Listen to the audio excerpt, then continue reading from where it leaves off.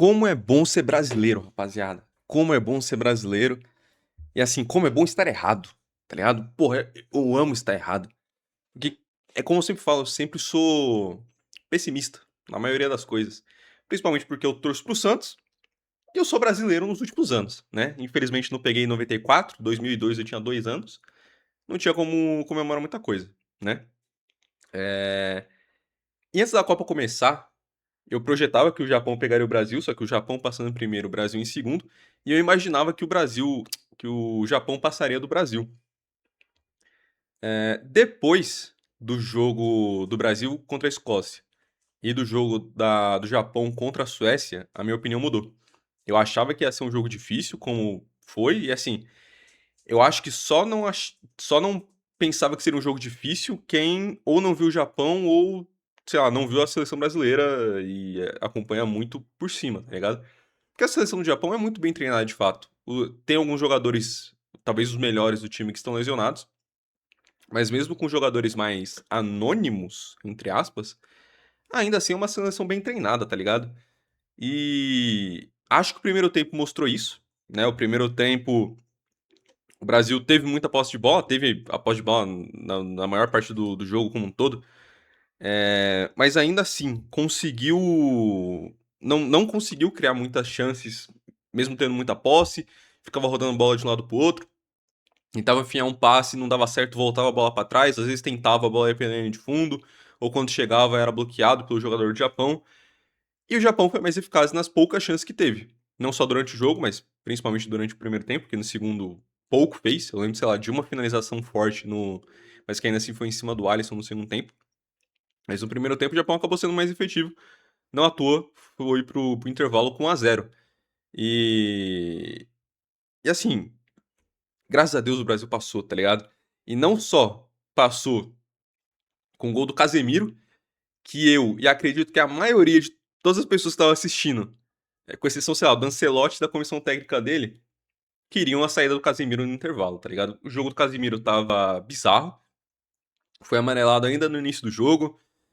Na jogada do gol do Japão, ele não pode fazer a falta e ao mesmo tempo também não é rápido o suficiente para tentar bloquear o chute e acaba contribuindo ali diretamente no lance do gol do Japão. O primeiro tempo do Casemiro foi pavoroso, mas o segundo tempo foi de uma recuperação que, cara, assim, poucas vezes eu me lembro de ter visto, sendo bem sincero. E não só mostra o jogador que o Casemiro é, que a gente sabe que ele é por clubes, que sempre foi, e até na seleção, nas outras vezes que jogou. Mas um Casemiro digno da temporada que ele fez, porque, porra, foi a temporada mais artilheira da carreira do Casemiro. Não é possível que ele não ia fazer um gol nessa Copa pelo Brasil, tá ligado? Conseguiu fazer num jogo mais difícil que o Brasil precisava e que dá mais respaldo ainda pro Ancelotti, tá ligado? Que justamente já emenda no segundo gol, que foi do Martinelli, que eu não tinha confiança alguma no Martinelli. Na época que saiu a convocação eu disse que eu até entendo, mas que o Martinelli não me passava confiança alguma. Que, porra, quando precisar botar a bola debaixo do braço, quem vai fazer isso? Martinelli? Não botou a bola debaixo do braço, mas fez o gol, tá ligado? Foi o fator decisivo. Pô, é muito bom tá errado, caralho. Como é bom, mano. Como é bom, tá ligado? É... Até porque na maioria das vezes quando eu erro pro Santos eu acabo errando pra baixo. O Santos consegue ser pior do que eu imaginava, que já era negativo. Né? A seleção conseguiu me surpreender positivamente. E a bola caiu no pé do Martinelli, que novamente foi colocado pelo Ancelotti.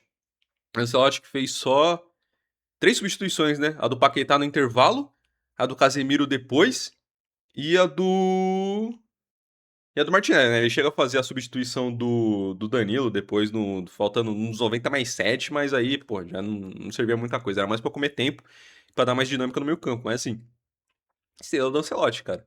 Bancou o Casemiro depois do primeiro tempo que ele fez, sabendo que tinha o Fabinho, que talvez esteja um degrau abaixo do Casemiro ao longo da carreira, mas que nessa Copa o Casemiro vinha fazendo jogos meio maus. Ele banca, não bota o Fabinho, mantém o Casemiro vai lá e faz gol, continua fazendo um bom jogo. E depois bota o Martinelli que simplesmente consagra. Aos 90 mais 5 consegue buscar o resultado de um jogo dificílimo do Brasil. E aí agora acontece o que eu disse que eu imaginava, né? Esperava que acontecesse. depois do pós-jogo de Japão e Suécia, seria um jogo extremamente difícil, mas que se o Brasil conseguisse convencer, como o segundo tempo que o Brasil fez, que foi impecável, absurdo, não só passa por uma seleção difícil, que naturalmente dá mais confiança, mas que o fato de passar por uma seleção difícil, melhorando ainda mais o seu desempenho, irmão, assim, eu não sei quem vai vir nas oitavas, se vai ser Noruega ou Costa do Marfim. Eu tô confiante. Independente de qual for das duas que passam, eu tô confiante.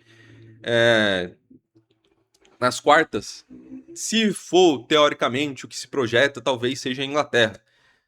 A Inglaterra que, assim como o Brasil, tem jogadores estrelados, mas que não convence da maneira como o Brasil convence nos últimos jogos, né? Convenceu mais ou menos contra o Haiti, fez um bom jogo contra a Escócia, fez um puta jogo hoje contra o Japão. A Inglaterra foi o contrário, fez um puta jogo contra a Croácia, depois fez um jogo monorrento contra a Gana, se não me engano, acaba empatado, inclusive, né? E depois o jogo contra o Panamá ali no 2-0 sem passar confiança alguma. Então, assim, acho que, e talvez isso seja totalmente contrário da minha opinião, justamente porque eu não faço questão de manter opinião, eu sempre falo aqui, eu não quero estar certo. Eu quero que aconteça o melhor, seja pro meu time, seja pra seleção, nesse caso aqui da Copa. Acho que, se a seleção brasileira continuar nessa toada, vai no mínimo brocar uma semi, tá ligado? No mínimo. E aí a semi, aí eu acho que vai ser difícil, independente de quem seja. Acho que tende a ser a Argentina, porque o chaveamento dos caras é muito fácil. O primeiro buraco que a Argentina pode se enfiar é só nas quartas contra a Colômbia. E eu tenho esperanças depositadas nessa Colômbia, tá ligado? Eu ia fazer a simulação da Copa depois dos jogos da fase de grupos, né? Mas acabou que eu nem fiz porque tem muito jogo ainda de 16 avos, enfim. Eu acho que eu vou deixar pro jogo pra depois quando chegar às oitavas, porque dá pra ter uma ideia melhor das seleções, vai estar mais afunilado. Eu acho que dá pra esmiuçar um pouco melhor em cada seleção do que dividir muito tempo falando, sei lá, da Áustria, da Argélia, enfim. E bom, falando do jogo, né? Esse foi o primeiro jogo do Ancelotti repetindo a escalação, né? Não sei se em algum amistoso ele pode ter repetido, creio que não. Foi até falando na transmissão isso. Mas nos jogos oficiais eu tenho quase certeza que realmente foi a primeira vez que o Ancelotti conseguiu repetir uma escalação, né? Justamente a mesma do último jogo contra a Escócia. Foi um jogo pegado. Assim, o jogo já começou ali com o Japão pressionando muito os primeiros 4 minutos, indo pra cima do Brasil na pressão. Depois desses 4, 5 minutos dá uma recuada. O Brasil começa a ter muita posse. O Japão começa a baixar a linha de marcação. O jogo passa a maior parte do primeiro tempo todo no campo de defesa do Japão. Aos 14, o Casimiro acaba sendo amarelado, né? Com o carrinho ali numa falta na entrada da área, que a gente vai falar mais pra frente, que acaba impactando no lance do primeiro gol. Mas antes do Casimiro ser amarelado, eu achava que ele tava fazendo um bom jogo, cara, porque ele tinha achado 2 passes bons no início do jogo. Eu não lembro se era pro Ryan ou pro Bruno Guimarães, eu lembro dele ter achado algum outro, mas que ele tava conseguindo fazer esses bons passes, muito parecidos na mesma toada do que ele fez no jogo da Escócia, aquele terceiro gol de Matheus Cunha, que o Bruno Guimarães acaba deixando pra ele. Quem faz o passe pro Bruno Guimarães é o Casimiro, tá ligado? Então ele tava fazendo bem essas achadas ali nesse jogo meio complicado, mas aí acaba tomando carrinho sendo amarelado. Aos 28 saiu o gol do 1-0, que ali eu confesso que me desbancou total, tá ligado? Porque o Japão já tava mais atrás, né? E assim, o Japão ele é um time que gosta de ter a posse, mas também sabe sair muito bem no contra-ataque. A gente viu isso no jogo contra a Holanda, que a Holanda teve a maior parte da posse de bola, a maior parte do tempo. E ainda assim o Japão conseguiu sair bem nas poucas chances que teve. Então é um time que consegue se adaptar bem. E esse era o meu medo. Porque o Brasil, como a gente sempre vem falando aqui, as maiores chances que o Brasil conseguia criar para conseguir converter em gol partiam de pressões altas, e aí esperando algum erro do adversário, como foi os 2 erros no jogo contra a Escócia, por exemplo, ou em contra-ataque, quando roubava a bola no campo de defesa e era bola logo pro Vini ou pro ponta, que era o Rafinha, nesse caso o Ryan, e aí tentar alguma coisa, tá ligado? O Matheus Cunha ali ajeitando algum passe, enfim, próprio Bruno Guimarães, Paquetá também. Então assim, o Brasil com a posse de bola, tendo a bola no pé ali pra sair criando alguma coisa, eu não esperava muita coisa, tá ligado? E depois que o Japão faz o gol, eu falei, porra, fudeu, tá ligado? O Japão vai se fechar mais ainda. O Brasil vai ter que se expor mais, porque vai ter que buscar esse resultado. E aí o Japão vai conseguir sair nos contra-ataques fulminantes de novo, tá ligado? O gol do 1x0 acaba saindo num passe errado do Danilo. Danilo que, assim, é foda, né? A gente falava que as laterais eram as principais preocupações. Aí depois passou a não ser com o Danilo e o Douglas Santos surpreendendo e jogando bem durante a fase de grupos. E hoje acho que o calcanhar de Aquiles do time realmente foi o Danilo. Não só pelo gol entregue, mas acho que foi um dos que menos fez em campo. Realmente foi uma partida ruim. Mas que não tem como tirar o Danilo, tá ligado? Porque se tira ele, você vai pôr quem? Vai pôr o Ibanez de novo, improvisado? Enfim, não tem muito ponto de correr, tá ligado? Infelizmente. E aí o gol acaba saindo num contra-ataque do. Era um contra-ataque pro Brasil, o Danilo acaba atravessando a bola pro meio de campo. O Japão acaba roubando a bola e vira contra-ataque pro Japão. É o. Até deixa eu anotar aqui, é o Sano, né? Que acaba interceptando a bola, vai levando até a entrada da área. O Casimiro tava amarelado, não podia fazer a falta, não era rápido o suficiente para tentar bloquear o chute. O Sano acaba chutando no cantinho ali, do Alisson. Confesso que na hora do gol fiquei meio puto, mas olhando o replay e tal, acho que foi. Vai parecer um meme, né? Foi muito no canto, na ação, mas acho que realmente era uma bola difícil pro Alisson pegar. Eu esperava que o Alisson pegasse, né? Porque eu sempre espero que o goleiro defenda, ainda mais um goleiro do nível do Alisson, mas, enfim, não sei se dá pra botar como falha do Alisson, tá ligado? Acho que não. É, e aí acaba basicamente pelo mesmo tempo, não tem mais muitas jogadas impactantes, tanto do Brasil quanto do Japão. O Japão conseguindo ser mais efetivo nas chances que tinha, como eu tinha falado. O Brasil com muita posse, mas com pouca criatividade. E assim, eu, no intervalo, teria tirado o Casimiro e o Paquetá. O Casimiro eu teria colocado o Fabinho no lugar dele. E o Paquetá, talvez eu tivesse colocado o Neymar, mas entenderia totalmente se não colocasse, porque são 45 minutos, tá ligado? Com o time do Japão que pressiona muito, então seria muito fácil de roubar a bola do Neymar. A gente sabe que um dos maiores problemas que o Neymar teve nessa passagem pelo Santos é justamente que a lentidão muitas vezes e a teimosia dele em segurar a bola. Então, muitas vezes sendo desarmado por volantes e zagueiros muito inferiores aos níveis dos jogadores do Japão. Seria muito fácil do Neymar ser desarmado no meio campo, ceder algum contra-ataque, enfim, aí seria um problemaço. E com o campo todo aberto, com o Brasil precisando buscar jogo, era justamente o cenário perfeito pro Japão. Roubava a bola do Neymar, botava 2 pontos de velocidade e fudeu, tá ligado? Então eu entenderia se não colocasse, mas sei lá, é a única que eu consegui imaginar porque eu não queria que o Ancelotti botasse um outro atacante pra voltar ao 4-2-4, tá ligado? Eu não queria isso. E aí, sei lá, o Neymar podia atrair marcação pelo menos, ou se, sei lá, se continuasse marcando ele e o Vini, abriria mais espaço na direita, enfim. É só teorizando no meio do jogo mesmo. O Ancelotti acaba bancando o Casemiro e deixando ele em campo pra tirar o Paquetá, que acabou sentindo, né? Vamos ver como é que vai ser, não sei. O jogo do Paquetá foi ruim, tá? Não gostei do jogo do Paquetá hoje. E aí vamos ver se ele vai ter condição de jogo ou não.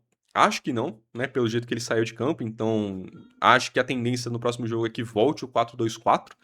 Ou que o Ancelotti bote o Matheus Cunha de meia, né? Mas não acho que ele vai fazer isso. Acho que ele vai continuar no 4-2-4.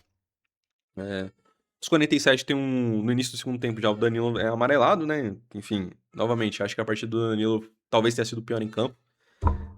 Aos 51 tem uma defesaça do Suzuki. Cara, o Suzuki, o goleiro do Japão, não sei se ele teve uma partida do nível do Vozinha ou do Eloy Room, que é o goleiro de Curaçao, né? Não sei se ele teve alguma partida nessa Copa do nível dessas, tá ligado? Ele fez um bom jogo contra a Holanda, fez um bom jogo contra a Suécia. O jogo contra a Tunísia foi 4-0 Japão, então eu imagino que o Japão não tenha sido lá muito exigido. Mas a partida que o Suzuki fez hoje é sacanagem, cara. Que nem eu falei, não sei se ele fez nem se a partida dele hoje talvez tenha sido do nível do Vozinha ou do Eloy Room. Mas o Suzuki foi até aqui, talvez, o goleiro mais consistente das Copas, tá ligado? Posso estar errado, né? É a minha percepção, mas, cara, é um puta de um goleiro, tá ligado? É um puta de um goleiro, foi muito bem. Nesse lance que eu tava mencionando, é uma cabeçada do Bruno Guimarães. O Cunha tinha ajeitado de cabeça, aí o Perdão. Sai essa cabeçada do Bruno Guimarães no que o Suzuki dá uma defesaça. Na sequência, ali, poucos segundos depois, tem um lançamento, se eu não me engano, do Ryan, um cruzamento do Ryan. O Matheus Cunha acaba ajeitando de cabeça no segundo pau para dentro da área, o Casemiro cabeceia e bate no zagueiro do Japão. Era pra ter entrado, já ia se caminhando aí o gol do Casemiro. Acabou que o zagueiro do Japão tava em cima da linha ali, a bola acabou batendo nele. 4 minutos depois, aos 55, sai finalmente o gol do Casemiro. Um cruzamento da área, não lembro de quem, é do Magalhães, lembrei agora, é do Magalhães. E o Casemiro acaba fazendo de cabeça, 1-1.